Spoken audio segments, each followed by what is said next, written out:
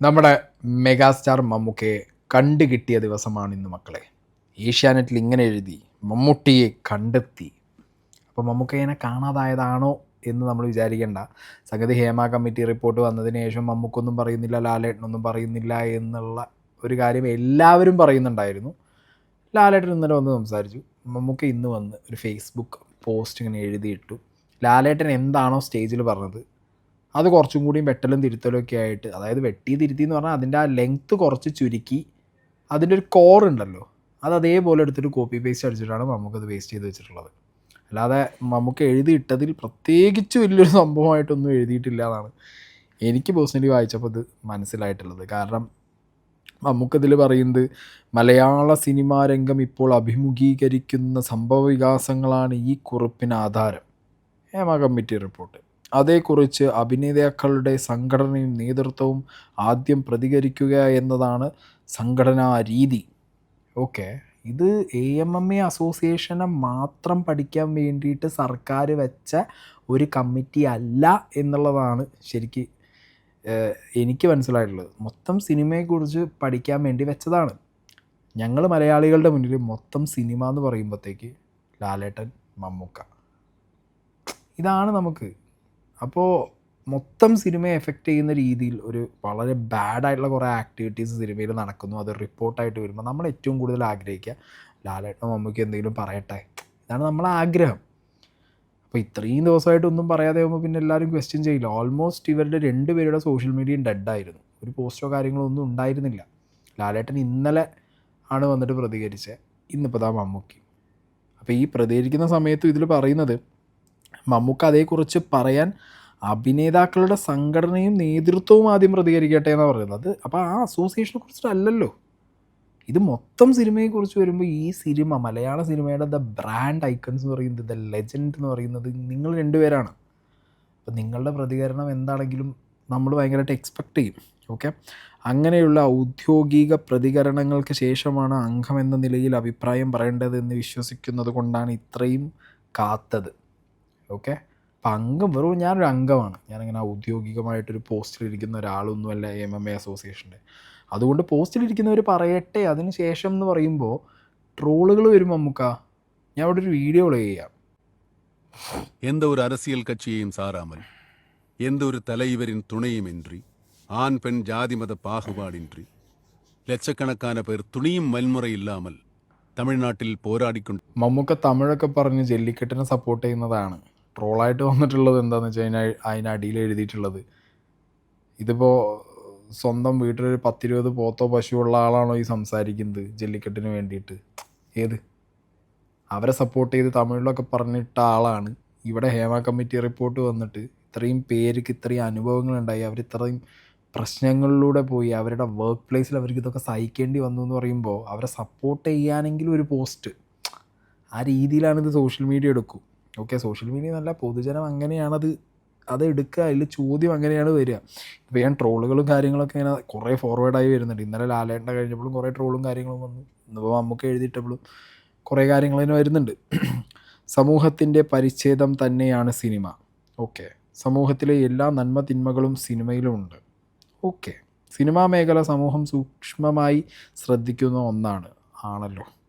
അതുകൊണ്ട് തന്നെ അവിടെ സംഭവിക്കുന്ന ചെറുതും വലുതുമായ എല്ലാ കാര്യങ്ങളും വലിയ ചർച്ചയായിട്ടുമുണ്ട്. ഓക്കെ, ചർച്ചയാവാറ് ചെറിയ കാര്യങ്ങൾ ചർച്ചയാവാറില്ലല്ലോ, വലിയ വലിയ കാര്യങ്ങൾ, ഇതേപോലുള്ള കാര്യങ്ങളാണ് ഏറ്റവും കൂടുതൽ സൊസൈറ്റിയിൽ ചർച്ചയാവുന്നത്. അല്ലാതെ സില്ലി മാറ്റേഴ്സൊന്നും സൊസൈറ്റി ചർച്ച ചെയ്ത സമയം കളയാറൊന്നുമില്ല. ഈ രംഗത്ത് അനഭിലഷണീയമായതൊന്നും സംഭവിക്കാതിരിക്കാൻ സിനിമാ പ്രവർത്തകർ ശ്രദ്ധിക്കേണ്ടതും ജാഗരൂകരാകേണ്ടതുമാണ്. ശരിയാണ്, പ്രവർത്തകരുടെ ഇടയിൽ അവർ തന്നെ ഒരു അലാറം വെക്കണം. ഓക്കെ, എനിക്ക് തോന്നുന്നത് ഈ റീസെൻ്റായിട്ട് വലിയ സീനുകളോ പ്രശ്നങ്ങളൊന്നും ഇല്ല, കുറവാണ്, കമ്പാരിറ്റീവ്ലി കുറവാണ്. പ്രശ്നങ്ങളില്ലാന്നല്ല, കമ്പാരിറ്റീവ്ലി കുറവാണ്. കുറച്ച് മുമ്പ് ഉണ്ടായിരുന്ന ഒരു 10-15 വർഷം മുമ്പ് ഉണ്ടായിരുന്നവർക്കാണ് ശരിക്കും ഈ ജാഗരൂകത വേണ്ടിയിരുന്നത്. അതൊന്നും അവർ വെച്ചില്ല, അതുകൊണ്ടാണ് ഇപ്പോൾ അനുഭവിക്കുന്നത്. ഒരിക്കലും സംഭവിക്കാൻ പാടില്ലാത്ത ചിലത് സംഭവിച്ചതിനെ തുടർന്ന് സിനിമാ മേഖലയെക്കുറിച്ച് പഠിച്ച് റിപ്പോർട്ട് തയ്യാറാക്കാൻ, പരിഹാരങ്ങൾ നിർദ്ദേശിക്കാനും നടപടികൾ ശുപാർശ ചെയ്യാനും സർക്കാർ രൂപീകരിച്ചതാണ് ജസ്റ്റിസ് ഹേമ കമ്മിറ്റി. ലാലേട്ടൻ പറഞ്ഞത് എക്സാക്റ്റ് സാധനം. അതായത് ഹേമ കമ്മിറ്റി റിപ്പോർട്ടിൽ എന്ത്, അല്ലെങ്കിൽ അതിൽ കുറേ ആളുകൾ അവരുടെ എക്സ്പീരിയൻസുകൾ തുറന്ന് പറഞ്ഞ് അവരനുഭവിച്ച വിഷമങ്ങൾ, വർക്ക് സ്പേസിൽ അവർക്ക് നേരിട്ട അന്യായങ്ങൾ, ചൂഷണങ്ങളെക്കുറിച്ചൊക്കെ പറയുമ്പോൾ മമ്മൂക്കാണെങ്കിലും ലാലേട്ടനാണെങ്കിലും ഇവിടെ വന്നിട്ട് സ്ട്രെസ് ചെയ്ത് പറയുന്നത് ഈ ഹേമ കമ്മിറ്റി റിപ്പോർട്ടിൽ പറയുന്ന പഠനങ്ങളെക്കുറിച്ചിട്ടും ശുപാർശകളെക്കുറിച്ചിട്ടുമാണ്. പക്ഷെ അവർ നേരിട്ട ആ കാര്യത്തിൽ അവരോട് ഭയങ്കരമായിട്ടുള്ള ഞങ്ങൾക്കൊരു വിഷമം തോന്നുന്നു, ഞങ്ങളുടെ തന്നെ കോ ആർട്ടിസ്റ്റുമാർക്ക് ഇത്രയൊക്കെ പ്രശ്നങ്ങൾ ഞങ്ങളിരിക്കുന്ന സെറ്റിൽ നിന്ന് വരെ അനുഭവിച്ചു എന്ന് അറിയുമ്പോഴത്തേക്ക് നമുക്കത്ര സങ്കടമുണ്ട്. Sorry for that. അതൊക്കെയാണ് ഒരു ലൈക്ക് ഞാൻ പേഴ്സണലി എക്സ്പെക്റ്റ് ചെയ്യുന്നത്. പക്ഷേ ഇവിടെ വീണ്ടും ഇല്ല, ഞാൻ പറഞ്ഞില്ല, ലാലേട്ടൻ ഇന്നലെ എന്താണോ സ്റ്റേജിൽ പറഞ്ഞ് അതിൻ്റെ ഒരു എഴുത്ത് വെർഷനാണ് ഇവിടെ എഴുതിയിട്ടുള്ളത്. ആ റിപ്പോർട്ടിൽ പറഞ്ഞിരിക്കുന്ന നിർദ്ദേശങ്ങളും പരിഹാരങ്ങളും സർവാത്മന സ്വാഗതം ചെയ്യുകയും പിന്തുണയ്ക്കുകയും ചെയ്യുന്നു. അവ നടപ്പിലാക്കാൻ സിനിമാ മേഖലയിലെ എല്ലാ കൂട്ടായ്മകളും വേർതിരിവുകളില്ലാതെ കൈകോർത്ത് നിൽക്കേണ്ട സമയമാണിത്. ഇപ്പോൾ ഉയർന്നു വരുന്ന പരാതികളിന്മേൽ പോലീസ് അന്വേഷണം ശക്തമായി മുന്നോട്ട് പോവുക. ജസ്റ്റിസ് ഹേമ കമ്മിറ്റി റിപ്പോർട്ടിൻ്റെ പൂർണ്ണരൂപം കോടതിയുടെ മുന്നിലാണ്. പോലീസ് സത്യസന്ധമായി അന്വേഷിക്കട്ടെ. ലാലേട്ടൻ ഇന്നലെ പറഞ്ഞ പോലെ കോടതിയിലാണ്, പൂർണ്ണരൂപം അവിടെയാണ് ഇരിക്കുന്നത്. അപ്പോൾ പോലീസ് അന്വേഷിക്കട്ടെ, കോടതി റിപ്പോർട്ട്. പിന്നെ സെയിം സാധനം ഇത് ഇങ്ങനെ എനിക്ക് തോന്നുന്നത് എന്താ അറിയോ, ഒന്നില്ലെങ്കിൽ ലാലേട്ടൻ്റെ സ്റ്റേജ് മൊത്തം നല്ലത് കേട്ടിട്ട് ഇങ്ങനെ എഴുതിയിട്ട്, അല്ലെങ്കിൽ ഇങ്ങനെ എഴുതി കൊടുത്ത് ലാലേട്ടൻ സ്റ്റേജ് വന്ന് പറഞ്ഞ് അതിന് ശേഷം എഴുതിയിടാന്ന് വിചാരിച്ച് ഇങ്ങനെ മാറ്റി വെച്ച് ഇന്ന് വന്ന് എഴുതിയിട്ട്. ഓക്കെ, ശിക്ഷാവിധികൾ കോടതി തീരുമാനിക്കട്ടെ. സിനിമയിലൊരു ശക്തി കേന്ദ്രവുമില്ല, പവർ ടീം ഇല്ല എന്ന് പറഞ്ഞു. ഞാൻ പറഞ്ഞില്ലേ, ലാലേട്ടൻ പറഞ്ഞ പോയിന്റ് കാര്യങ്ങളാണ് ഇവിടെ എഴുതിയിട്ടുള്ളത്. ലാലേട്ടൻ ഇന്നലെ പവർ ടീം ഇല്ല, പവർ ടീം ഉണ്ടെങ്കിൽ ഞാൻ അതിൻ്റെ ഭാഗമല്ല, എനിക്ക് അതിനെക്കുറിച്ച് അറിയില്ല. ഇവിടെ കൃത്യമായി പറയുന്നു ശക്തി കേന്ദ്രമില്ല. ശക്തി കേന്ദ്രം മീൻസ് പവർ ടീം. അങ്ങനെയൊന്നിന് നിലനിൽക്കാൻ പറ്റുന്ന രംഗവുമല്ല സിനിമ. എങ്ങനെ ഇരിക്കുന്നു? ലാലേട്ടൻ ഇതും പറഞ്ഞിട്ടുണ്ട്, സിനിമയിൽ അങ്ങനെ ഒരു കാര്യത്തിന് നിലനിൽപ്പില്ല, പവർ ടീമൊന്നും നിൽക്കാൻ പറ്റില്ല. ജസ്റ്റിസ് ഹേമ കമ്മിറ്റി റിപ്പോർട്ടിൻ്റെ പ്രായോഗികമായ ശുപാർശകൾ നടപ്പിലാക്കണമെന്നും അതിന് നിയമ തടസ്സങ്ങളുണ്ടെങ്കിൽ ആവശ്യമായ നിയമനിർമ്മാണം നടത്തണമെന്നും അഭ്യർത്ഥിക്കുന്നു. ആത്യന്തികമായി സിനിമ നിലനിൽക്കണം എന്നുള്ളത് തന്നെയാണ് എല്ലാവരുടെ ആഗ്രഹവും. അല്ലാതെ സിനിമേനെ പൊളിക്കാൻ വേണ്ടിയിട്ടൊന്നുമല്ല ആരും ഇവിടെ ഇറങ്ങി തിരിച്ചിട്ടുള്ളത്. പല നടന്മാരും നടിമാരും സിനിമയുടെ ടെക്നീഷ്യൻസുമാരും വന്ന് പറയുന്നത് ഇവിടുത്തെ പത്രമാധ്യമങ്ങളും ഇവിടുത്തെ സോഷ്യൽ മീഡിയ ഇവിടുത്തെ നാട്ടുകാരും കൂടി സിനിമേനെ പൊളിക്കാണ്. സിനിമ എന്തിന്? അതിൻ്റെ ആവശ്യം എന്താ? അതിൻ്റെ ആവശ്യമില്ലല്ലോ. സിനിമ നന്നാവണം, അതിൽ എന്താ പറയുക, കുറച്ചും കൂടിയും എല്ലാവർക്കും ഒരു എന്താ പറയുക ഫ്രീ ആയിട്ട് വർക്ക് ചെയ്യാനുള്ളൊരു സ്പേസ് കിട്ടണം. ഇനി ഇതേപോലുള്ള പ്രശ്നങ്ങൾ ആരും അനുഭവിക്കരുത്. കാരണം പലരുടെയും അനുഭവങ്ങൾ പറഞ്ഞു കേൾക്കുമ്പോൾ നമുക്ക് തന്നെ സത്യം പറഞ്ഞാൽ പേടിയാവുകയാണ്. മനസ്സിലായോ? കാരണം നമ്മുടെയൊക്കെ ഫ്രണ്ട്സോ റിലേറ്റീവ്സൊക്കെ സിനിമയിലുണ്ടെന്നുണ്ടെങ്കിൽ ഇത് ഇവർക്ക് ഇനി എന്തായിരിക്കും അവസ്ഥ തോന്നിപ്പോകുന്ന ഒരവസ്ഥയിലുള്ള കാര്യങ്ങളാണ് പലരും അനുഭവിച്ചിട്ടുള്ളത്.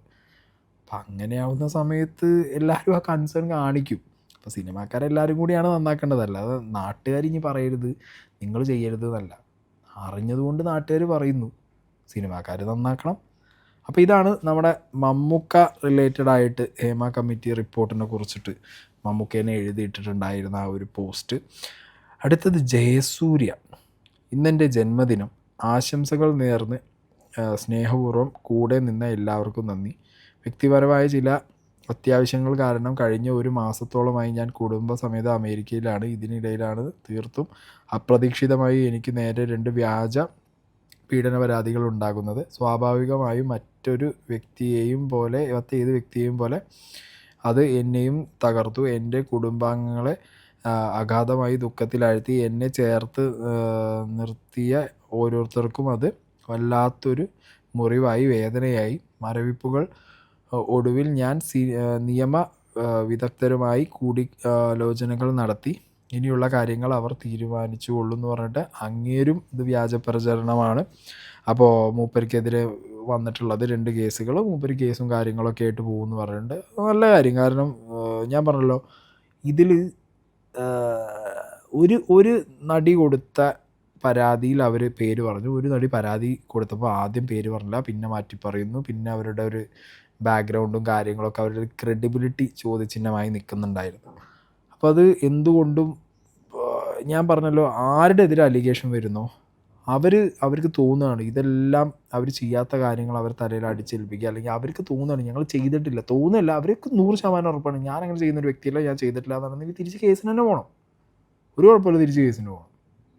എന്തായാലും കേസിന് ഇങ്ങനെ വന്നവർ 100% അവർക്ക് ഉറപ്പാണ് എന്നുണ്ടെങ്കിൽ അവർ കേസിന് പോട്ടെ, ഒരു കുഴപ്പമില്ല. അത് സിദ്ദിഖാണെങ്കിലും ഈ പറഞ്ഞ ജയസൂര്യ ആണെന്നുണ്ടെങ്കിലും മുകേഷ് ആണെന്നുണ്ടെങ്കിലും അവരുടെ കയ്യിലും തെളിവുകളുണ്ട്.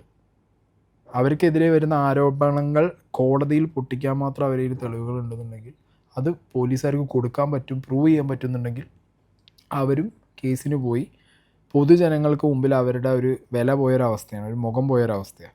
തിരിച്ച് കിട്ടണമെന്നുണ്ടെങ്കിൽ ഓബിയസ്ലി അവർക്ക് കേസിന് പോയി ജയിച്ചേ പറ്റൂ. ഫേക്കാണ് എൻ്റെ എതിരെ വന്ന അലിഗേഷൻ എന്ന് പ്രൂവ് ചെയ്തേ പറ്റൂ. അപ്പം അങ്ങനെ അതിന് പോവുക, അത് പ്രൂവ് ചെയ്യാൻ നോക്കുക. പിന്നെ ഇന്നലെ ഇന്നുമായിട്ട് നടന്നൊരു മേജർ ഇൻസിഡൻറ്റ് എന്ന് പറഞ്ഞു കഴിഞ്ഞാൽ മലയാളത്തിൽ തന്നെ ഒരു പ്രീവിയസ് പ്രമുഖ നടി, ഓക്കെ, ചാർമിള വന്ന് കുറേ കാര്യങ്ങൾ വെളിപ്പെടുത്തിയിട്ടുണ്ടായിരുന്നു. അതുകൂടി ഞാൻ ഈ വീഡിയോയിൽ വെക്കാട്ടാ. എനിക്ക് വെച്ച് കഴിഞ്ഞാൽ 28 ഡയറക്ടേഴ്സ് എന്നോട് മോശമായിട്ട് പെരുമാറിയുണ്ട്. പക്ഷേ പേര് ഞാൻ പുറത്തെ പറയൂല. ഈ 28 പേരിൽ മലയാളികളുണ്ടോ? യെസ്. എങ്ങനെയുള്ള അനുഭവങ്ങളായിരുന്നു മാം, അത് പറയാമോ? I got out of the movies, that's all. അതായത് ഏതെങ്കിലും താല്പര്യങ്ങൾക്ക് വഴങ്ങാതിരുന്നപ്പോൾ സിനിമയിൽ നിന്ന് പുറത്താക്കുകയായിരുന്നോ? യെസ്. ഇത് എപ്പോഴെങ്കിലും ഈ കാര്യങ്ങളൊക്കെ മറ്റുള്ളവരോട് സംസാരിച്ചിട്ടുണ്ടോ മാം, ഇങ്ങനെ പുറത്താക്കുന്നതിനെ പറ്റി, മോശം അനുഭവം ഉണ്ടാവുന്നതിനെ പറ്റിയൊക്കെ? 28 മലയാളി സംവിധായകർ മോശമായി പെരുമാറിയിട്ടുണ്ട് അല്ലേ? സംവിധായകരല്ല, may be producers, may be directors, may be heroes. ഇവരെങ്ങനെയാണ് മാം ഈ ഹിമ കമ്മിറ്റി റിപ്പോർട്ടിൽ പറയുന്ന അനുസരിച്ച് രാത്രി വാതിലിൽ വന്ന് മുട്ടുന്നത് വരെ പറയുന്നുണ്ട്. അത്തരത്തിൽ മോശം അനുഭവങ്ങളൊക്കെ ഉണ്ടായിട്ടുണ്ടോ? ഉണ്ടായിരുന്നു. ഈ 28 പേരില് നമ്മളൊക്കെ വളരെ കാണുന്ന താരങ്ങളൊക്കെ ഉണ്ടോ മാഡം? നിങ്ങൾ വിചാരിക്കുന്ന താരങ്ങൾ ആരുമില്ല. ഓക്കെ, വളരെ മോശമായ അനുഭവം ഉണ്ടായിട്ടുണ്ട്. പക്ഷെ ആരുടെ പേരും തുറന്ന് പറയാൻ റെഡിയല്ല. അതായത് താരങ്ങൾ ഉണ്ടോയെന്ന് ചോദിച്ചപ്പോൾ താരങ്ങളില്ല എന്ന് പറഞ്ഞു. പക്ഷേ പിന്നെയുള്ള ബൈറ്റിൽ അവർക്ക് പേരായിട്ട് വന്ന നടന്മാരുണ്ട് എന്ന് പറയുന്നുണ്ട്. ഓക്കെ, പക്ഷേ അവർ പേര് പറയാൻ റെഡിയല്ല. ഈ ഉണ്ടായ ഇൻസിഡൻസിൽ ചിലരുടെ പേര് അവർ പറയുന്നുണ്ട്. 28 പേരുണ്ട്. 1-2 പേര് കാര്യങ്ങളൊക്കെ അവർ പറയുന്നുണ്ട്, പേരും ഡീറ്റെയിൽസും. അല്ലാത്തവരുത് അവർ പറയുന്നില്ല. അതൊരു വല്ലാത്തൊരു തുറന്നു പറച്ചിലാണല്ലോ. ആക്ച്വലി ചാർമിള ഇന്നല്ല കേട്ടോ ഇത് തുറന്നു പറയുള്ളത്. ചാർമിള 7 വർഷങ്ങൾക്ക് മുമ്പ് തന്നെ ചാർമിളയെ കിടക്ക പങ്കിടാൻ വിളിച്ച മലയാളം സംവിധായകൻ എന്ന് പറഞ്ഞ ചാർമിളയുടെ വോയിസ് ക്ലിപ്പൊക്കെ ഉണ്ടായിരുന്നു. അതും കൂടി ഞാൻ ഇവിടെ പ്ലേ ചെയ്യാം. ഒരു വീഡിയോ കൂടി കാണാം. ഈ ഹീറോസ് ഉണ്ട് അല്ലേ? ഒരു 2-3 പേര്, നോട്ട് മച്ച്. ആക്ച്വലി അച്ഛനും പുള്ളിയും 5 മക്കളും സിനിമയില് പ്രൊഡ്യൂസറിനെ അറേഞ്ച് ചെയ്യാൻ വന്നു. പ്രൊഡ്യൂസറും അവരുടെ ഫ്രണ്ട്സും. അതായത് വെച്ച് കഴിഞ്ഞ ഒരാളല്ല, ഒരു 5-6 പേര്. എന്റെ അസിസ്റ്റൻസ് ഒക്കെ അവിടെ പിടിപെട്ടു, ഞാൻ രക്ഷപ്പെട്ടു. മാം ഇത് ഞാൻ മനസ്സിലാക്കുന്നതനുസരിച്ച് ഈ ശ്രീശക്തി പ്രൊഡക്ഷൻസിന്റെ banner K Shanmugham, C Gangadharan, MP Mohan ഇവരൊക്കെയാണ് നിർമ്മാതാക്കളായിട്ടുള്ളത്. MP മോഹൻ മാം അത് മലയാള സിനിമയിൽ ഒരുപാട് സീനിയർ ആയിട്ടുള്ള ആക്ടേഴ്സ് ഉള്ള മൂവിയാണത്. മാം അവരോട് പറഞ്ഞിരുന്നു ഇങ്ങനെ മോശം അനുഭവം ഉണ്ടായിരുന്നു എന്നുള്ളത്? പറഞ്ഞിട്ടില്ല, കാരണം അവരെ എനിക്ക് സപ്പോർട്ട് ചെയ്യാൻ ഇഷ്ടമില്ല. മാം അതിനകത്ത് കാരണം അവരവരുടെ ജോലി നോക്കി പോയി. ഇത് എപ്പോഴാണ് മാം ഇൻസിഡന്റ് ഉണ്ടാവുന്നത്? സെറ്റിൽ സിനിമ ഷൂട്ടിംഗ് തുടങ്ങിയതിനു ശേഷം അല്ലേ? അർജുനൻ പുള്ളിയും 5 മക്കളും സിനിമ വന്നില്ലേ, അതിലെ ഒരു സിനിമ വന്നില്ലേ, ഒരു സോങ്. അതെ, മോഹം മനസ്സിനുള്ളിൽ മേഘം, അത് മഞ്ചിപ്പെന്നെ മിഞ്ചാപ്പെന്നെ സിംഗാരി, അത് സോങ് വരില്ല. ആ സോങ്ങിന്റെ സമയത്താണ് ഇത് സംഭവിച്ചത്. ഹോട്ടൽ മുറിയിലേക്ക് വരികയായിരുന്നു മാഡം? ഹോട്ടൽ മുറിയിലാണ്. ഹോട്ടൽക്കാരുടെ ഇവര് പ്ലാൻ ചെയ്തതാണ്. കൽപ്പന ചേച്ചി ഉണ്ടായിരുന്നു, ബിന്ദു പണിക്കർ ഉണ്ടായിരുന്നു, ജഗദീഷ് ശ്രീകുമാർ, അതിശേഷകൻ, ഇടവരും ഉണ്ടായിരുന്നു. അവരെല്ലാം പുറപ്പെട്ടു പോയ ശേഷം സംഭവിച്ചതാണ് ഇതൊക്കെ. ഈ ഷൂട്ട് എവിടെ വെച്ചായിരുന്നു മാഡം? പൊള്ളാച്ചി. ഈ പൊള്ളാച്ചിയിൽ ഈ പാട്ടിന്റെ ഷൂട്ടിംഗ് നടക്കുന്നതിന്റെ അവസാന ദിവസമാണ് മാമിനോട് ഈ സിനിമയുടെ നിർമ്മാതാവ് അടങ്ങുന്ന സംഘം അല്ലേ? ഈ ഷൺമുഖണ്ണൻ പിന്നെ എന്നെ കുറിച്ച് എന്ത് പറഞ്ഞു വെച്ചിട്ടുണ്ടെങ്കില്, ഞാൻ അയാളോട് കടക്കണമെന്ന് ഞാൻ പറഞ്ഞു. Is 85 years old, is old man. ഞാൻ എന്തിനാ അയാളോട് കടക്കണമെന്ന് പറയുന്നത്? പൂരത്തിലെ വിഷ്ണു എന്ന് ഒരാൾ ഉണ്ടായിരുന്നു. പൂരം സിനിമയിൽ അഭിനയിച്ച നായകൻ. ഏത് സിനിമയാണ് മാഡം? പൂരം. പൂരം. ആ വിഷ്ണു എന്ന് ഒരാൾ എന്റെ ചേട്ടനാണ് എപ്പോഴും. അങ്ങനെയാണ് ഞങ്ങൾ ഫാമിലി ഫ്രണ്ട്സ്. പുള്ളി കൊണ്ടുപോയി പരിചയപ്പെടുത്തി ഹരിഹരനോട്. എന്നോട് ഡീസെന്റ് ആയിട്ട് സംസാരിച്ചു ഹരിഹരൻ. വീട്ടിൽ ചെന്നു, കോഫി കൊടുത്തു, എല്ലാം ചെയ്തു, ചിപ്സ് ഒക്കെ കൊടുത്തു, ബിസ്ക്കറ്റ് കൊടുത്തു, എന്നെ അയച്ചു വെച്ചു. ഡീസെന്റ് ആയിട്ട് അയച്ചു വെച്ചു. എന്റെ അടുത്ത് മോശമായിട്ട് ഒന്നും വേണ്ടിയിട്ടില്ല. വന്ന ശേഷം അവരുടെ അടുത്ത് ചോദിച്ചു ചാർമിള കിട്ടുപോന്ന്. അപ്പൊ അവ എന്നെ വിളിച്ചു പറഞ്ഞു, എന്താണ് ചാർമിള ഇങ്ങനെ വരുവോന്ന് ചോദിച്ചു. ஆயிடுச்சுடா அண்ணா விட்டுருங்கண்ணே, வேணாம் இந்த படமே வேணாம், விட்டுருங்க, வேற படம் பார்க்கலாம் அப்படின்னு நான் சொல்லியாச்சு. അവർ അത് ചെയ്തത് കൊണ്ട് അവരെ പുറത്താക്കി. എവിടത്തെ വീട്ടിലായിരുന്നു മാം? Chennai majestic sir. സംവിധായകൻ ഹരിഹരൻ, പിന്നെ ഇവരുടെ വേറൊരു പടത്തിലെ പ്രൊഡ്യൂസേഴ്സിൽ ഒറ്റ ആളുടെ, അല്ലാതെ എല്ലാ പ്രൊഡ്യൂസേഴ്സും അല്ല. സംവിധായകൻ ഹരിഹരൻ വേറൊരു വ്യക്തി, ഇവരുടെ കൂടെ ഇവരുടെ ബ്രദർലി ഇതിലുണ്ടായിരുന്നൊരു വ്യക്തി ആ സിനിമയിൽ ഒപ്പം അഭിനയിക്കാൻ വന്നിട്ടുണ്ടായിരുന്നു.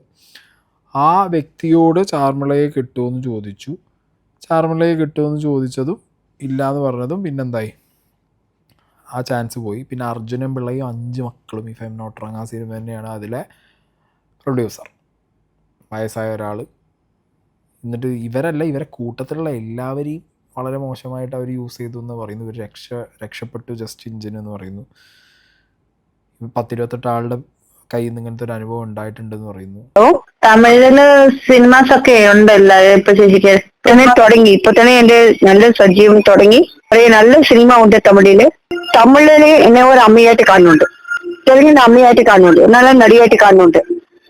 മലയാളം അഡ്ജസ്റ്റ്മെന്റ് ചോദിക്കാൻ, മലയാളം മാത്രം എന്തിനാ ഇങ്ങനെ ചോദിക്കുന്നത്? ഒരു നല്ല നടീനെ ഒരു നല്ല നടിയായിട്ട് ഭാവിക്കാതെ ജസ്റ്റ് മറ്റേ കടക്കെന്ന് പറഞ്ഞാ ഓക്കെ.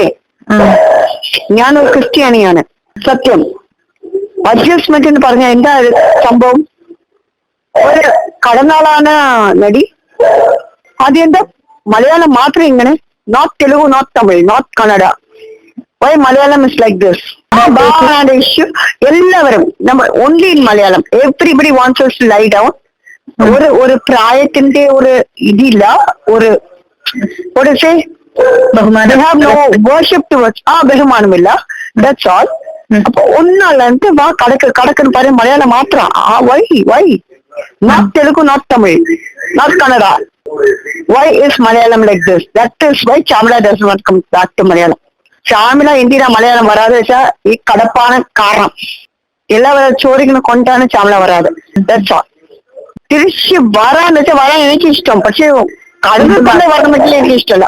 ഇത്ര മൂവീസ് ചെയ്തിട്ട് okay just going to get with a man and doing a movie, what is nonsense this is? എപ്പോഴും ഒരു പ്രായത്തിന്റെ ഒരു കുഴപ്പമില്ലേ? പ്രൊഡ്യൂസേഴ്സോ ഡയറക്ടേഴ്സോ ആരെ സംസാരിക്കുന്നത് അങ്ങനെ? ആക്ടേഴ്സ് പറയോ? ആക്ടേഴ്സില്ല മറ്റേ മാനേജർ കക്ഷികള്, പ്രൊഡ്യൂസർ, ഡയറക്ടേഴ്സ് ആണ് ഇങ്ങനെ സംസാരിക്കുന്നത്. ഓക്കെ അഡ്ജസ്റ്റ്മെന്റ് അല്ലെങ്കിൽ ചാമിള റെഡി ഫോർ മലയാളം. അഭിനയിക്കാൻ ഞാൻ റെഡി, അഡ്ജസ്റ്റ്മെന്റ് ഞാൻ റെഡി അല്ല. അതാ ചാമിള പറഞ്ഞത്. I am willing to act, not willing to adjust. Art എന്ന് വെച്ചാൽ acting is an art. I am willing to be in that art. Okay not in the sexual activity. That's not my job, that's a prostitute job. അത് എന്റെ job അല്ല. എന്തിനാ Malayalam industry മാത്രം ഇങ്ങനെ ചോദിക്കുന്നത്? തമിഴിലെ ഇങ്ങനെയല്ല, തെലുങ്കിലെ ഇങ്ങനെയല്ല കണ്ടെത്തുന്നത്. Why is Malayalam like this towards me? No, they may ask everyone, but 38 movies I did in Malayalam as a heroine. When I was a very young girl, nobody even expressed these kind of things to me. Suddenly what is starting? Especially when 42 years, what they want of me? If there is 13 years, nobody asked me. ഹരിഹരന്റെ പേര് പറഞ്ഞു. ഇനി ഇവർ എത്ര പേരുടെ പേര് പറയുമെന്നറിയില്ല, പറയോ ഇല്ലെന്ന് നമുക്കൊരു പിടുത്തവും ഇല്ല. ഞാൻ പറഞ്ഞില്ല, 7 വർഷം മുമ്പ് ഇവർ ഈ കാര്യം, ഇവരുടെ ഒരു വോയിസ് ലീക്കല്ല, പക്ഷെ അവർ ആരോടോ റിപ്പോർട്ടറോട് സംസാരിക്കുന്നതിൻ്റെ ഒരു വോയിസ് ക്ലിപ്പ് ഉണ്ട്, അതും കൂടി ഞാൻ വെക്കാം. എന്താണെങ്കിലും ഓരോ ദിവസവും ഓരോ രീതിയിൽ നമ്മൾ ന്യൂസുകൾ കേൾക്കുന്നുണ്ട് ഹേമ കമ്മിറ്റി റിപ്പോർട്ടുമായിട്ട് റിലേറ്റഡ് ആയിട്ട്. ഇപ്പോൾ എന്താണെങ്കിലും മമ്മൂക്കിയും ലാലേട്ടനും കാര്യങ്ങൾ പറഞ്ഞു. എല്ലാവരും പറയുന്നത് ഇപ്പോൾ ഏകദേശം എല്ലാവരും ഒരു ടേം ആയിട്ടുണ്ട് ഇപ്പോൾ. അതായത് എന്തായാലും സംഭവിക്കാനുള്ളത് സംഭവിച്ചു, ഇനിയിപ്പോൾ എന്ത് ചെയ്യും. പക്ഷേ എന്നാലും ഞാൻ ചോദിക്കുന്നതല്ല, ഹേമ കമ്മിറ്റി റിപ്പോർട്ടിലെ പേരുകൾ എവിടെ? ഹേമ കമ്മിറ്റി റിപ്പോർട്ടിൽ കുറേ ശുപാർശകളുണ്ട്, കാര്യങ്ങളുണ്ട് എന്ന് പറയുന്നുണ്ട്. ഇപ്പോൾ മീഡിയ ആണെന്നുണ്ടെങ്കിലും PV അൻവറിൻ്റെ പിന്നാലെ MLA അങ്ങനെ പോയി. ഇനി 10-ാം തീയതിക്ക് ശേഷം ഹൈക്കോടതിയിൽ നിന്നൊരു വേർഡിക്റ്റ് വരുമോ ഇല്ല എന്നുള്ളതാണ്. അതിനനുസരിച്ചിരിക്കും. കംപ്ലീറ്റ് റിപ്പോർട്ട് പുറത്തു വിടാൻ പറഞ്ഞാൽ എഗെയിൻ എന്ത് ചെയ്യും, കാര്യങ്ങൾ റിവൈസ് ആവും. പക്ഷേ ഹേമ കമ്മിറ്റി റിപ്പോർട്ടിലുള്ള കാര്യങ്ങളെക്കുറിച്ച് ചർച്ച ചെയ്യണ്ടേ? അതിലുള്ള കേസുകളാണ് നമുക്കറിയേണ്ടത്. ഡിജിറ്റൽ എവിഡൻസ് അടക്കം കൊടുത്ത തെളിവുകൾ, അവിടെയാണ് കാര്യങ്ങൾ ഇരിക്കുന്നത്. ഇതൊരുമാതിരി അന്ന് ഫോക്കസ് ഔട്ട് ചെയ്യാൻ വേണ്ടിയിട്ട് കുറേ കേസുകൾ ഇങ്ങനെ വന്നിട്ട് വാരി കതറിപ്പോയി. 1-2 കേസ് മാത്രമേ ഇതിലൊക്കെ കോടതി സ്റ്റാൻഡ് ചെയ്യുള്ളൂ, അല്ലാത്തൊക്കെ അങ്ങനെ പോവും തള്ളിയിട്ട്.